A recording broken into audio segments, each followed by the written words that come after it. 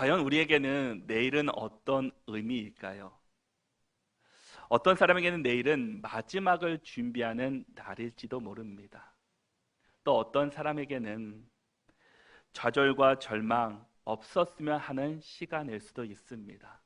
또한 어떤 사람에게는 기쁨과 또 희망이 있고 나에게 빨리 찾아왔으면 하는 내일일 수도 있습니다. 과연 여러분들에게 내일은 과연 어떤 의미이십니까?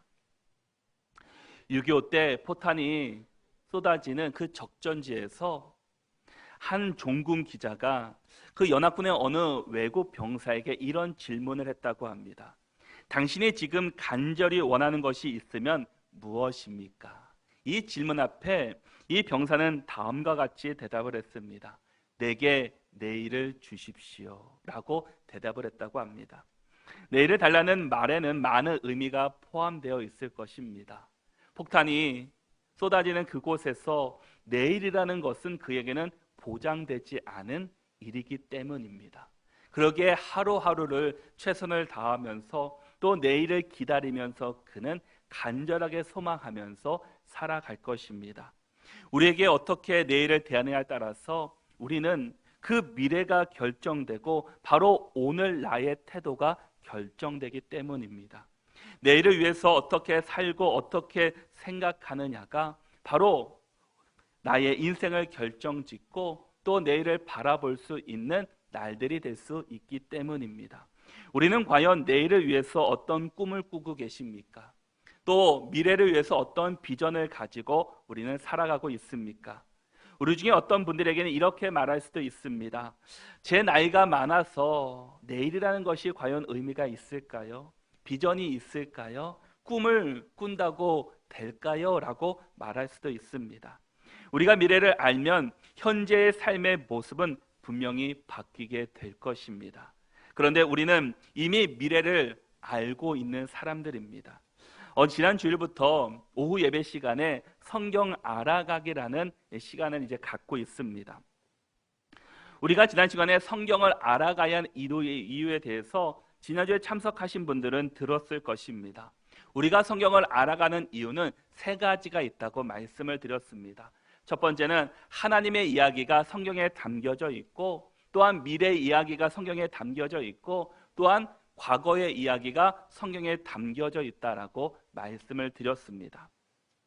우리가 왜 그 이야기 안에 우리가 좀 이해할 수 없는 현재의 이야기가 성경에는 담겨져 있지 않음을 보게 됩니다. 왜 현재 이야기가 없느냐 하면은 현재 이야기는 우리가 성경을 통해서 과거의 이야기를 알고 미래의 이야기를 안다면 그것을 통해서 우리가 현재를 만들어가는 삶이기 때문입니다. 그것이 바로 우리의 신앙생활이다라고 말씀을 드렸습니다. 과거에 이스라엘 백성들이 어떻게 살았습니까? 또 우리 주님께서 그들에게 어떤 도우심과 인도하심으로 함께 주셨습니까? 그리고 마지막 때 어떤 일이 일어날지에 대해서 요한계시록 21장과 22장에서는 우리에게 자세히 말씀해 주고 있습니다.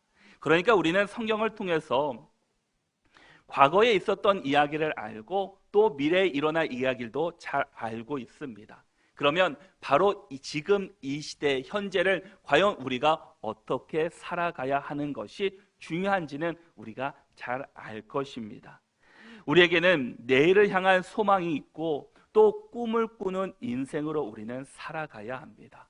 그리고 우리에게 주어진 하루하루를 하나님의 은혜 가운데 또 하나님의 인도하신 가운데 우리는 살아가야 합니다. 그것이 하나님께서 인도하시는 길이고 하나님께서 원하시는 우리의 삶이기 때문입니다.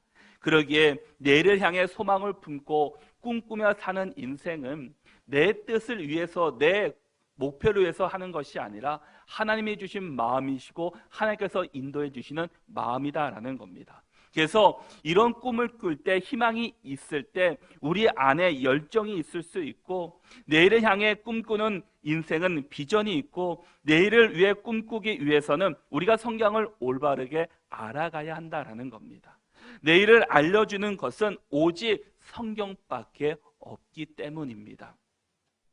우리가 주변에 보면은 미래학자들이 있습니다. 또한 예언하는 사람들이 있습니다. 가끔 TV에 나와서 또 어떻게 될 건지에 대해서 우리에게 말해주는 경우들이 있습니다. 그러나 그것은 다 추측일 뿐입니다. 간혹 맞을 경우는 있습니다. 그러나 그것이 정확한 것은 아닙니다. 그러나 성경은 우리에게 과거에 어떤 일이 있었고 앞으로 미래에 어떤 일이 있을 것인지에 대해서 우리에게 말씀해 주고 있다라는 겁니다. 그러기에 우리는 성경을 잘 알아가서 정말 미래를 꿈꾸며 또 내일을 꿈꾸며 하나님의 비전을 바라보며 살아갈 수 있는 우리 모두가 될 수 있기를 바랍니다. 성경의 인물 가운데 미래를 향해서 또 비전을 품고 꿈을 꾸며 살아가는 사람들이 참 많이 있습니다. 우리가 잘 아는 요셉이라는 사람도 있습니다. 그러나 우리는 요셉을 너무나 잘 알고 있기 때문에 오늘은 이 느헤미야라는 사람을 통해서 과연 그는 어떤 꿈을 꾸었고 또 어떤 비전을 품었고 어떤 또 마음을 가지고 살았는지에 대해서 우리의 그런 모습을 통해서 우리도 그런 마음을 품고 그런 행동을 통해서 하나님이 주신 비전과 꿈을 이루어갈 수 있는 우리 모두가 될 수 있기를 바랍니다. 그에게는 꿈이 한 가지 있었습니다. 그 꿈은 지금 예루살렘 성벽이 무너졌습니다. 그래서 그 성벽을 다시 재건하는 것이 이 느헤미야가 꿈꾸고 있던 꿈이었습니다. 비록 지금 페르시아 왕 밑에서 술 맡은 관원장으로 살아가고 있습니다. 그 역할을 감당하고 있습니다. 자기 민족 이스라엘 백성들을 향한 꿈을 그는 가지고 그것을 소멸하지 않고 그 마음 중심에 붙잡고 있었다라는 겁니다. 지금 내가 비록 페르시아 왕 밑에서 또 일하는 사람이지만 나는 분명히 다시금 그곳에 돌아가서 하나님께서 내게 주신 비전을 이루고 다시금 예루살렘 성벽을 재건하는 일을 할 것이라는 그 비전을 마음에 품고 있었다라는 겁니다. 당시에 술 맡은 관원장이라고 하면은 지금으로 말하면 대통령의 보좌관 역할을 하는 사람입니다. 상당히 높은 층에 있고 이 왕의 신뢰를 어느 누구보다도 풍성하게 받은 사람입니다. 그런데 어찌 보면 그곳에서 편안하게 살 수도 있습니다. 미래가 보장되어 있고 또 평생 또 많은 것을 누리며 살 수 있는 것이 그의 지금 자리입니다. 그러나 느헤미야는 그것에 연연하지 않고 지금 나에게 주신 비전, 하나님이 나에게 주신 꿈이었던 다시금 옛 고향으로 돌아가서 그곳에 있는 성전을 재건하는 것이 그의 마음이었다라는 겁니다. 느헤미야가 어떻게 그가 있는 곳에 안주하지 않고 미래를 꿈꿀 수 있었습니까? 미래를 꿈꾸는 사람은 과연 어떤 사람인지 오늘 본문 가운데서 우리가 함께 살펴보고자 합니다. 먼저는 미래를 꿈꾸는 사람은 기도하며 기회를 찾는 사람이었다라는 겁니다. 우리 1절 말씀을 같이 한번 읽어보도록 하겠습니다. 함께 읽겠습니다. 아닥사스다 왕 제20년 니살월에 왕 앞에 포도주가 있기로 내가 그 포도주를 왕에게 드렸는데 이전에는 내가 왕 앞에서 수심이 없었더니 아멘. 느헤미야 1장을 보면은 그 느헤미야의 친동생이 이 예루살렘에서 그를 찾아오게 됩니다. 그리고 그 고향 또 성벽이 회파되었고 나라가 어수선하다고 또 백성들이 참 힘들게 살아가고 있다라는 이야기를 전해주게 됩니다. 느헤미야는 이 이야기를 듣고 가슴을 아파하며 목 놓아 기도하기 시작합니다. 그리고 하나님께 간구하였습니다. 느헤미야 1장 3절과 4절의 말씀을 보면은 그들이 내게 이르되 사로잡힘을 면하고 남아있는 자들이 그 지방 거기에서 큰 환난을 당하고 능력을 받으며 예루살렘 성은 허물어지고 성문들은 불탔다 하는지라 내가 이 말을 듣고 앉아서 울고 수일 동안 슬퍼하며 하늘의 하나님 앞에 금식하며 기도하여라고 말씀합니다. 이 느헤미야는 이 지금 자신의 고향 이 이스라엘 땅이 어떤 일이 있었고 지금 어떤 상황인지에 대해서 이야기를 듣고 그 외면한 것이 아니라 그것을 듣고 가슴 아파하면서 하나님 앞에 금식하며 기도했다라는 겁니다. 느헤미야는 바로 기도하는 사람이었습니다. 그는 기도함으로 말미암아 하나님이 주시는 지혜를 들었고 또 하나님의 마음을 품을 수 있었고 내가 그 비전을 품고 기도함으로 말미암아 그 때를 기다리고 있었다라는 겁니다. 그렇게 금식하고 눈물로 기도하는 중에 오늘 왕과 직접 대면하게 되었습니다. 그것 때문에 기도하고 그것 때문에 괴로워하고 그것 때문에 주님 앞에 간구하는 그의 모습을 보고 왕이 그에게 묻게 됩니다. 그 질문이 무엇이었습니까? 내 얼굴에 수심이 있느냐라고 묻게 됩니다. 이 질문은 아주 중요한 의미이기도 있습니다. 느헤미야는 왕을 위해서 기뻐해야 하는 사람입니다. 왕의 술 맡은 책임자로서 왕의 기쁨을 주어야 하는 책임을 갖고 있는 사람입니다. 만일 왕이 어떤 기분이냐에 따라서 지금 느헤미야가 잘못 대답하면은 왕의 말 한마디에 의해서 그는 형장의 이슬로 사라질 수 있는 참 중요한 순간이었습니다. 그래서 2절 말씀에 보니까 왕이 내게 이르시되 내가 병이 없거늘 어찌하여 얼굴에 수심이 있느냐 이는 비련 내 마음에 근심이 있음이로다 하더라. 그때 내가 크게 두려워하여라고 말씀합니다. 비록 내 마음에 근심이 있다라는 것을 왕이 알았습니다. 그 일로 인해서 크게 두려워하였다라는 겁니다. 그때 내가 크게 두려워하여 그 참 위기이고 어려운 상황이었습니다. 느헤미야는 왕 앞에서 크게 수심의 모습을 보이지 말아야 하는 사람이기 때문입니다. 수심으로 인해서 걱정으로 인해서 자칫 잘못돼서 왕의 음식에 악한 물질을 넣을 수 있기 때문에 마음에 수심이 있거나 근심을 보이면 그 자리에서 쫓겨날 수도 있기 때문이었습니다. 그런데 그 위기 가운데 오히려 기회를 찾았던 느헤미야의 모습을 발견하게 됩니다. 그간 그런 기회를 찾을 수 있었던 이유는 바로 이전에서 보았듯이 그는 기도하는 사람이었기 때문이었다라는 겁니다. 기도하는 사람에게 그를 돕는 하나님의 손길이 그와 함께 주셨습니다. 악한 생각과 악한 길을 하나님께서 막아주시고 그의 비전, 그의 꿈이 이루어질 수 있도록 하나님께서는 그를 선한 길로 인도해 주시고 그 작은 것 하나까지도 하나님께서 지금 느헤미야와 함께하고 있다라는 겁니다. 기도하는 사람은 하나님께서 도와주십니다. 기도하는 사람에게는 하나님께서 그 길을 열어주십니다. 내 앞에 아무리 큰 장애물이 있고 아무리 보이지 않는 어둠 가운데 짙은 어둠에 있다 할지라도 기도하는 사람들에게는 하나님께서 길을 열어주시고 장막을 피하게 해주시고 그 어둠 가운데 통과할 수 있는 작은 불빛을 우리에게 비춰주실 것입니다. 그러기에 기도할 때 하나님이 역사하시고 하나님께서는 지금도 일해 주십니다. 우리 눈에는 보이지 않지만 하나님께서는 지금도 우리 가운데 역사하시고 우리와 함께 하시는 하나님이십니다. 우리는 그 하나님을 믿고 그 하나님을 의지하며 살아갈 수 있기를 바랍니다. 우리가 잘 아는 이스라엘 백성들이 가나안 땅을 향해 갈 때도 얼마나 하나님의 도움이 간절했고 또 하나님께서 늘 함께 해주시고 도와주셨습니까? 하나님의 도우심이 없었으면 그들은 가나안 땅까지 갈 수가 없었습니다. 그들 눈에는 하나님이 보이지 않았지만 그래서 원망하고 불평했지만 그런 가운데서도 하나님께서는 그들에게 은혜를 베풀어 주셨고 늘 만나와 메추라기를 베풀어 주시고 구름 기둥과 불 기둥으로 그들의 걸음을 지켜주시고 함께해 주신 하나님이셨습니다. 하나님께서는 하나님을 믿는 자들, 하나님을 온전히 붙잡고 하나님 중심으로 살아가는 참된 그리스도인들에게는 늘 하나님께서는 지켜주시고 보호해 주시고 선한 길로 함께해 주십니다. 우리는 늘 그 하나님을 의지하며 또 그 하나님을 기억하며 그 하나님만 붙잡고 살아갈 수 있는 저와 여러분들이 될 수 있기를 바랍니다.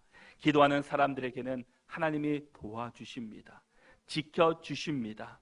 미래는 내 노력으로 내 힘으로 내 수고로 이루어질 수 있는 것이 아닙니다. 왜? 우리는 죄인이기 때문입니다. 우리에게서 나오는 모든 생각은 악할 뿐이었습니다. 그래서 우리가 생각하고 우리가 나타내는 모든 행동들은 사실 악한 것이어서 사회적으로 사실은 도움을 줄 수 없는 행동이었다라는 겁니다.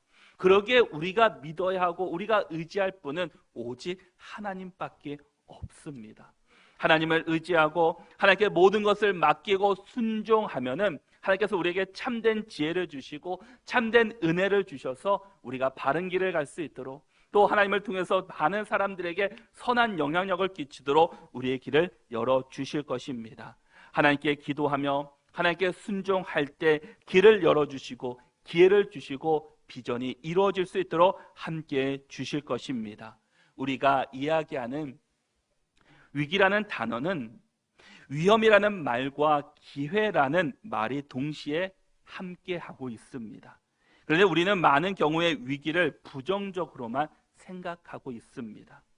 틀린 말은 아닙니다. 위험이 있습니다. 두려워해야 할 요소들도 있습니다. 모험해야 할 요소들도 있습니다. 그러나 거기에는 또한 새로운 기회가 있다라는 겁니다. 오늘 말씀은 느헤미야가 기도하는 사람이었다. 기도하는 사람 느헤미야에게 위기가 찾아온 것이었습니다. 이 위기 가운데 느헤미야가 하나님의 기회를 잡는 모습을 성경은 우리에게 말씀해 주고 있습니다. 느헤미야의 위기 가운데서, 즉 위험과 기회 가운데서 이야기를 해주고 있다라는 겁니다. 그런데 그 위기 가운데 하나님의 도우심과 선한 그 손길이 함께하고 계심을 우리는 볼 수 있게 됩니다. 우리 생각으로는 그 자리가 참 어렵고 힘든 자리입니다. 왕의 앞에 나가서 그 신하가 말한다는 것은 있을 수 없는 일이고, 또 왕이 신하에게 찾아와서 그 자신의 그 근심을 걱정해 주는 사람들도 없었을 겁니다. 그런데 하나님께서는 이 왕의 마음을 만져주셔서 이 느헤미야의 마음을 살피게 하시고, 또 느헤미야의 얼굴을 통해서 그의 걱정을 함께 나눌 수 있도록 인도해 주셨다라는 겁니다. 우리 3절 말씀을 같이 한번 읽어보도록 하겠습니다. 함께 읽겠습니다. 왕께 대답하되 왕은 만세수를 하옵소서. 내 조상들의 묘실이 있는 성읍이 이제까지 황폐하고 성문이 불탔사오니 내가 어찌 얼굴에 수심이 없사오리까 하니 아멘. 그는 내 조상들의 묘실에 성읍이 불탔으니 내가 이렇게 슬퍼하고 있습니다 라고 이야기를 합니다. 그러자 왕이 질문을 합니다. 내가 너에게 무엇을 해주면 좋겠니? 라고 묻게 됩니다. 느헤미야에게는 절체절명의 위기였고 두려워할 수밖에 없는 상황이었습니다. 그러나 기도하는 사람 느헤미야에게는 위기가 오히려 기회로 바뀌는 놀라운 은혜를 보게 되었다라는 겁니다. 이 장면에서 보면서 느헤미야가 만일 기도하지 않았다면, 하나님을 붙잡지 않았다면 바로 이때는 그에게는 큰 위기고 또 앞으로가 볼 수 없는 어려운 상황이었을 겁니다. 그가 기도하지 않았으면 이 어려운 위기가 하나님이 주신 기회라는 사실을 그는 알지 못했을 겁니다. 기도했기에 위기 가운데서 그는 하나님이 주신 기회임을 알 수 있었고, 또 기도했기에 그는 기회를 잡을 수 있게 되었습니다. 세상에는 많은 일들이 있습니다. 우리 주위를 돌아봐도 우리를 보면서 때로는 운이 좋다고 이야기하는 사람도 있습니다. 우연이라고 이야기하는 사람도 있습니다. 그러나 이 모든 것은 하나님이 예비하신 것이고 하나님께서 하시는 일이십니다. 우리에게는 운이 좋은 것, 우연이라는 말은 있을 수 없습니다. 하나님의 선하신 손길이 그와 함께하고 있었기 때문에, 그의 또 삶을 주장하고 계셨기 때문에 이런 일을 느헤미야가 겪을 수 있었다라는 겁니다. 기도하는 사람은 그 일 가운데 역사하시는 하나님의 손길을 경험한다라는 겁니다. 그래서 위기 가운데서 역사하시는 하나님의 기회를 볼 수 있고 찾을 수 있고 붙잡을 수 있게 됩니다. 느헤미야는 기도하며 하나님이 주신 기회를 찾는 사람이었습니다. 그래서 그는 내일을 꿈꿀 수 있었고 또 왕 앞에서 담대하게 자신의 의사를 표현할 수 있었다라는 겁니다. 위기가 곧 기회임을 그에게서 볼 수 있다라는 겁니다. 우리가 잘 알고 있는 미국에 엠파이어 스테이트 빌딩이라는 곳이 있습니다. 세상에 어떤 건물보다 우리 한국 사람들에게 잘 알려진 빌딩이기도 합니다. 또 미국의 성장을 상징하는 높은 빌딩이기도 합니다. 그 빌딩은 102층이라고 합니다. 그걸 엘리베이터만 73개가 있고 또 화장실만 2,500개가 넘는 놀라운 또 웅장한 또 빌딩입니다. 그래서 많은 사람들이 이곳을 찾고 또 이곳을 또 구경하기 위해서 찾아간다고 합니다. 그런데 이 건물이 중요한 시기는 바로 1930년도에 지어졌다라는 겁니다. 이 1931년 4월 30일에 정확하게 준공되었습니다. 근데 이 1930년대는 이 미국 역사상의 가장 힘든 시간이었습니다. 경제 대공황이 오고 경제 불황으로 주식이 떨어지고 기업이 망하며 또 실업자들이 많이 많이 발생되고 있었던 그때였습니다. 미국 역사상 가장 경제적으로 힘들고 어려웠던 시기라고 합니다. 그런데 그 당시에 바로 이 빌딩이 지어지기 시작했다라는 겁니다. 이 라스코라는 사람은 실업자들이 많이 발생했던 당시에 주식이 있던 모든 돈을 다 빼어서 이 실업자를 고용해서 이 빌딩을 짓기 시작합니다. 그리고 410일 만에 이 빌딩이 완공되었습니다. 그래서 이 엠파이어 스테이트 빌딩은 미국 역사상 가장 힘들고 어려웠을 때 이 경제 불안 가운데서 미국 사람들의 내일을 꿈꾸게 했고 미래를 볼 수 있는 그런 빌딩으로 기회를 만들어 주었다라는 겁니다. 어려운 시기에 많은 사람들은 접게 됩니다. 그리고 다음에라는 말을 하게 됩니다. 그러나 그들은 가장 어려운 시기에 새로운 역사를 만들었고 그 빌딩은 지금까지도 많은 사람들에게 알려지고 가장 높은 빌딩이 되었다라는 겁니다. 우리가 힘들고 어려우면 그 상황이 고통스럽고 괴롭지만 그때가 바로 하나님께서 역사하시고 하나님께서 함께해 주는 시간이라는 것을 우리는 기억할 수 있어야 합니다. 하나님께서 말씀하시기를 위기 가운데 희망이 있다고, 위기 가운데 비전이 있다고, 위기 가운데 기회가 있다고 우리에게 말씀해 주고 있습니다. 지금 눈앞에 보이는 환경이 어렵고 힘들지만 그것은 우리의 발길을 붙잡고 우리를 넘어뜨리기 위한 것이 아니라 새롭게 도달하기 위한 한 발짝 더 뛰기 위한 기회임을 우리는 기억할 수 있기를 바랍니다. 인터넷에 보니까 이런 재미난 글이 있었습니다. 포기는 김장할 때 쓰는 말이고 이 실패는 바느질할 때 사용하는 말이다라는 문구가 있었습니다. 우리는 늘 포기하고 늘 실패하는 것들을 우리가 바라보고 또 경험하지만 사실 이 포기와 실패는 우리 가운데 있어서는 안 된 말이고 우리는 포기가 아니라 우리는 희망을 갖고 비전을 갖고 실패가 아니라 하나님께서는 그것을 통해서 새로운 역사를 만들어 가실 것이라는 꿈을 꾸는 기회가 되고 비전을 바라보는 일들이 될 수 있기를 바랍니다. 기도하는 사람은 어떤 위기가 어떤 어려움이 있다 할지라도 하나님이 주시는 기회임을 기억하면서 더 기도하고 주님께 지혜를 간구하시고 또 주님께서 주시는 믿음과 또 비전으로 꿈을 꾸며 살아갈 수 있는 우리 모두가 될 수 있기를 바랍니다. 그래서 느헤미야는 기도하고 또 기회를 찾고 왕 앞에 이야기를 하는 모습들을 보게 되었습니다. 그렇다면 두 번째는 우리가 미래를 꿈꾸는 사람은 기도하며 준비하는 사람이다라는 겁니다. 우리 4절 말씀을 같이 한번 읽어보도록 하겠습니다. 4절 말씀 함께 읽겠습니다. 왕이 내게 이르시되 그러면 내가 무엇을 원하느냐 하시기로 내가 곧 하늘의 하나님께 묵도하고 아멘. 왕이 이 느헤미야의 얼굴을 보면서 이 건강한데 왜 얼굴이 근심이 있느냐 하면서 무슨 걱정이 있느냐라고 물어보게 됩니다. 그 물음 앞에서 그 느헤미야는 우리 조상들 지금 이스라엘 백성들의 상황을 다 고백했습니다. 그러자 왕이 이렇게 이야기합니다. 내가 무엇을 원하느냐.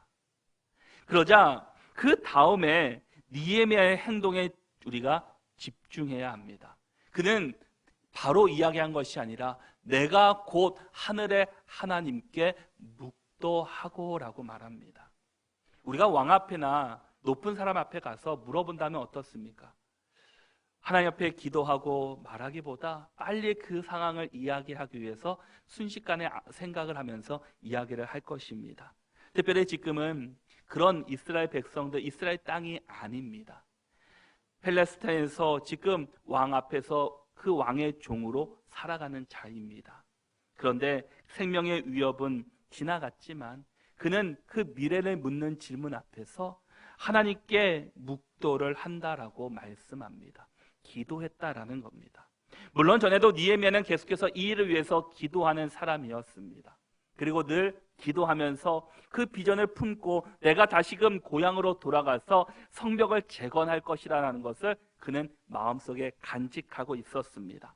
그런데 정말 이 중요한 순간 앞에, 왕의 물음 앞에, 전혀 예상치도 못한 그 기회 앞에 이 느헤미야는 하나님께 먼저 기도하고 있었다라는 겁니다. 그는 하나님 앞에 기도하면서 하나님 앞에 이야기하고 있다라는 겁니다. 느헤미야는 어떤 행동을 하는 도중에 기도하거나 혹은 이 즉흥적인 기도를 하려고 이야기를 멈추는 장면들이 이 느헤미야에서의 9번 정도 나오는 것을 보게 됩니다. 그는 그의 중심 가운데 늘 하나님께 기도하는 습관이 있었고 늘 하나님 중심으로 살았다라는 이야기입니다. 어떤 질문을 받거나 어떤 일들을 이뤄갈 때 그는 즉흥적으로 하는 것이 아니라 하나님께 기도했고 하나님께 물어봤다라는 겁니다. 우리도 어떤 일을 할 때, 어떤 일들을 감내할 때 우리도 이런 기도를 해야 합니다.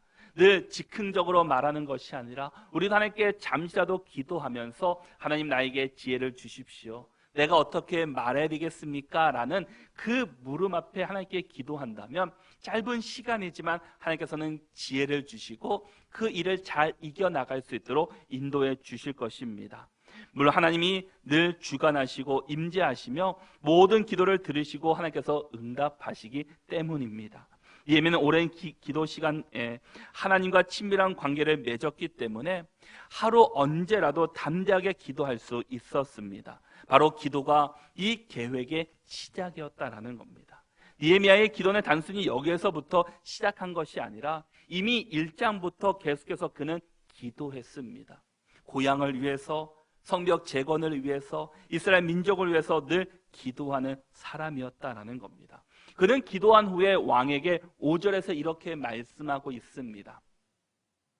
왕에게 이르되 왕이 만일 좋게 여기시고 종이 왕의 목전에서 은혜를 얻어싸오면 나를 유대 땅 나의 조상들의 묘실이 있는 성읍에 보내어 그 성을 건축하게 하옵소서 하였는데, 이 느헤미야가 이야기하는 것은 나를 고향으로 보내서 유대 땅 이스라엘을 보내서 다시금 그 성벽을 재건할 수 있도록 나에게 기회를 주십시오라고 이야기를 합니다. 지금 느헤미야는 왕의 종입니다. 왕의 관원입니다. 일하는 사람입니다.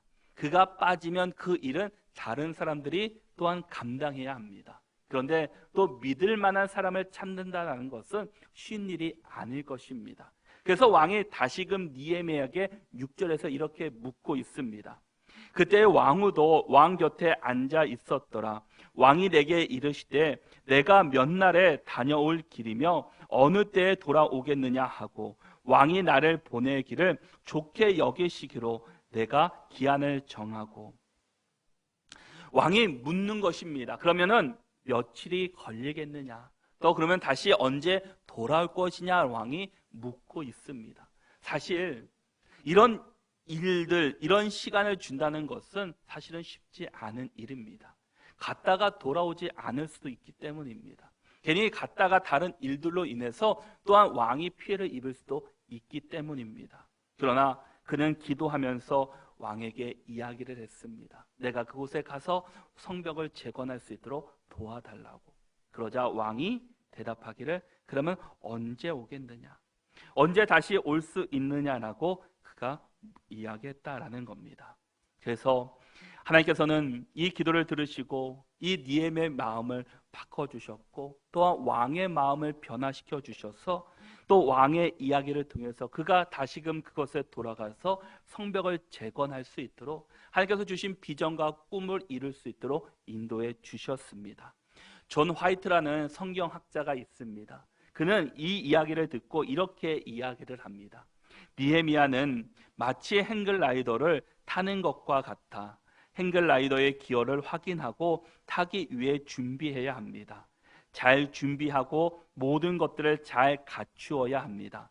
그러나 언덕을 뛰어내릴 때에는 언덕에서 불어오는 바람을 믿어야 합니다. 의지해야 합니다. 신뢰해야 합니다. 라고 이야기를 했습니다.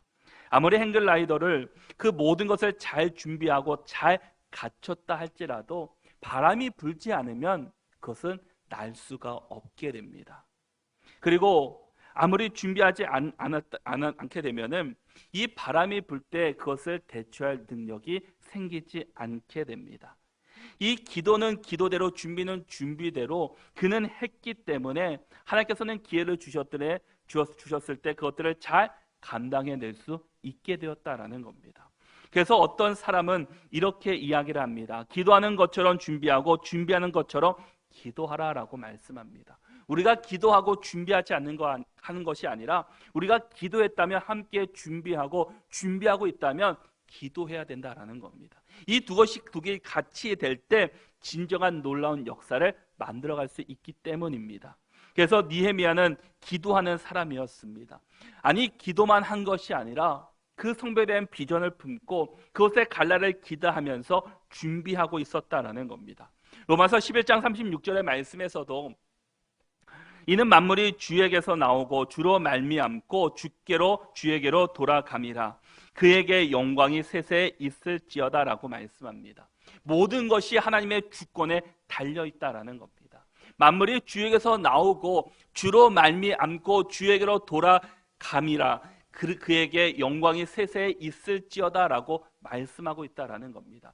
주님께서 주시고 주님께서 거두 가신다라는 겁니다. 또한 마태복음 10장 29절의 말씀에서는 참새 2마리가 한 아사리온에 팔리지 않느냐, 그러나 너희 아버지께서 허락하지 아니하시면 그 하나도 땅에 떨어지지 아니하리라 라고 말씀합니다. 참새 얼마나 작은 것입니까? 모든 사람이 별로 관심 갖지 않는 새입니다. 그러나 하나님께서는 그것까지도 지켜주시고 함께 주신다라는 겁니다.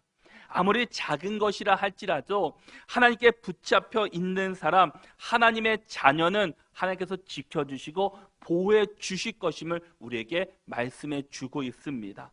그러기에 우리는 어떤 일을 하든지 무슨 상황에 있든지 우리는 하나님을 바라볼 때, 하나님만을 붙잡을 때, 하나님 중심으로 우리가 살아갈 때 그곳에서 하나님의 역사가 나타날 것이고 하나님의 놀라운 은혜를 우리가 경험하며 살아가게 될 것입니다. 그러기에 우리에게 중요한 마음은 하나님의 마음을 가지는 겁니다.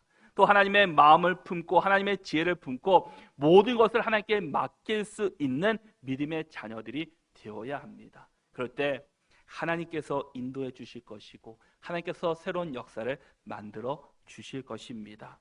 우리는 느헤미야를 보면서 정말 그 상황은 어렵고 힘든 상황이었지만 그는 기도함으로 말미암아 하나님의 선하신 손길이 그 가운데 함께할 수 있었고 그를 통해서 그 손길이 이스라엘 백성 가운데 함께하고 또한 그의 손길을 통해서 예루살렘 성벽이 재건되고 하나님의 놀라운 역사들이 새롭게 시작되고 있음을 볼 수 있게 됩니다. 느헤미야는 지금 이방의 왕의 종으로 있었지만 하나님께서는 그를 선택하시고 그를 기도하게 하시고 그를 불러서 새로운 역사를 만들어 가셨습니다. 우리도 지금 내 환경에 봤을 때는 꿈을 꿀 수도 없고 비전을 품을 수도 없는 그런 상황 가운데 있다 할지라도 우리는 하나님께 기도하면서 하나님의 꿈을 꾸시고 하나님의 비전을 품어주시고 또한 하나님께서는 반드시 선하신 손길이 우리 가운데 매일매일 순간순간마다 함께하고 있다는 사실을 기억하면서 늘 주님 붙잡고 살아갈 수 있기를 축복합니다. 그래서 우리가 한 주간도 세상 가운데 살아갈 때 하나님 의지하시고 하나님 붙잡으셔서 정말 꿈꾸는 인생으로 또 하나님의 선하신 손길이 우리 가운데 함께하는 또 성도로서 살아낼 수 있는 우리 모두가 다 될 수 있기를 바랍니다.